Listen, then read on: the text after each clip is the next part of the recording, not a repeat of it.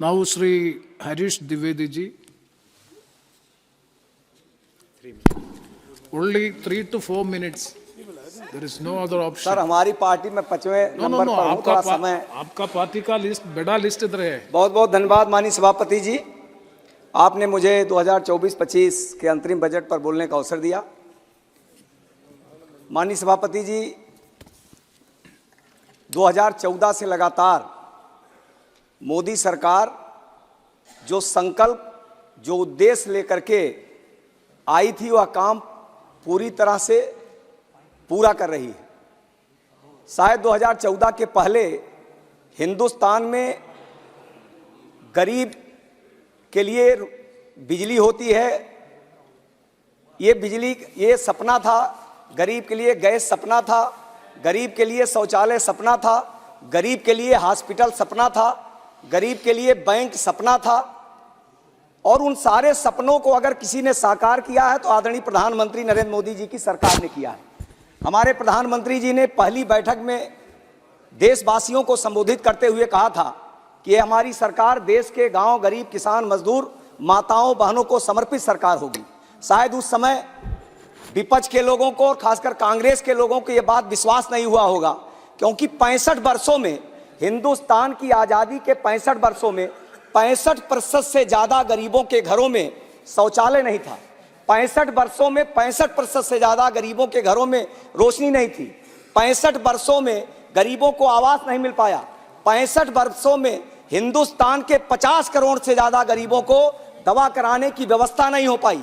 65 वर्षों में हिंदुस्तान के 50 करोड़ से ज़्यादा गरीब ये नहीं जानते थे बैंक क्या होता है या बैंक में क्या क्या होता है। हमारे प्रधानमंत्री जी ने जो उद्देश्य सबका साथ सबका विकास, जो मूल मंत्र लेकर के काम करना शुरू किया था, उस मूल मंत्र के तहत हमारी सरकार ने पिछले लगभग 10 वर्षों में, दोनों कार्यकाल में, हर गरीब को आवास मिल जाए, इसके लिए 4 करोड़ से ज़्यादा आवास देने का काम किया।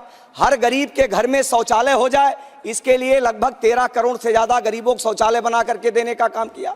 हर गरीब के घर में बिजली की रोशनी हो जाए, इसके लिए पंडित दीनदयाल उपाध्याय ग्राम ज्योति योजना के अंतर्गत हर घर में, हर गांव में खंभा तार ट्रांसफार्मर पहुंचाया। और फिर सौभाग्य योजना के अंतर्गत हर गरीब को मुफ्त में बिजली का कनेक्शन देने का काम किया, मीटर लगवाने का काम किया। हर गरीब माँ बहन जो धुएं के कारण बीमार होती थी, वो बीमार ना हो, क्योंकि गरीब बीमार होता है तो दवा नहीं हो पाती, और दवा नहीं हो पाता है तो पूरा जीवन उसी बीमारी वो माँ बहन काट देती है। इस नाते हमारे प्रधानमंत्री जी ने कहा इस देश को धुआं मुक्त करेंगे। 13 करोड़ से ज़्यादा उज्ज्वला योजना के अंतर्गत हर गरीब माँ बहन को गैस का कनेक्शन देने का काम किया। महिलाओं के सशक्तिकरण के लिए स्वयं सहायता समूह के माध्यम से हमने करोड़ों ऐसी महिलाओं को उससे जोड़ा, स्वरोजगार के लिए प्रेरित किया। और लखपति बहना योजना के अंतर्गत 2 करोड़ बहनों को लखपति दीदी बनाने का काम माननीय प्रधानमंत्री जी की सरकार ने किया, और अभी 1 करोड़ और जोड़ने का काम किया।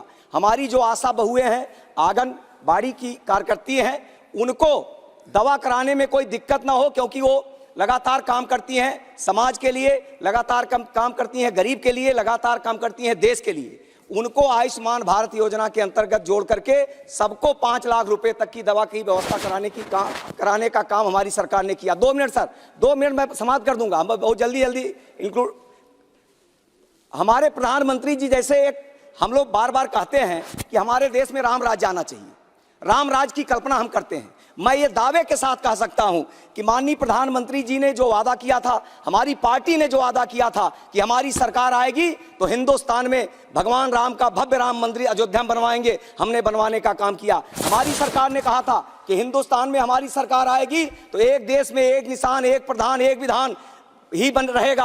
हमने धारा 370-35 से समाप्त करने का काम किया। हमने कहा था हमारी सरकार आएगी तो सीमाओं की सुरक्षा करेंगे, हमने आतंकवाद को समाप्त करने का काम किया। हमने कहा था हमारी सरकार आएगी, हम इस देश के महापुरुषों को सम्मान देंगे, चाहे सरदार पटेल जी हो, चाहे नेताजी सुभाष चंद्र बोस हो, चाहे चंद्रशेखर आजाद, राम प्रसाद बिस्मिल हो, चाहे बाबा साहब भीमराव अंबेडकर हो, सबके लिए स्मारक बनाने का काम, उनको सम्मान देने का काम हमारी सरकार ने किया। काशी विश्वनाथ, महाकाल का कॉरिडोर, ऐसे तमाम धार्मिक स्थलों का विकास करने का काम किया।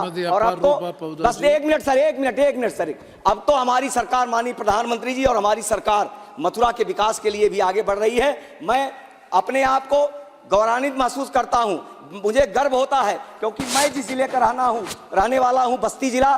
बस्ती जिला एक ऐसा जिला है जहां पर भगवान राम के जन्म के लिए राजा दशरथ ने पुत्रेष्ठ यज्ञ मखौड़ा धाम में की थी। एक मिनट सर, एक मिनट, मखौड़ा धाम में की थी और आज वहां पर भव्य राम मंदिर बनकर Trinamool Congress on interim budget 2024-25 since 2014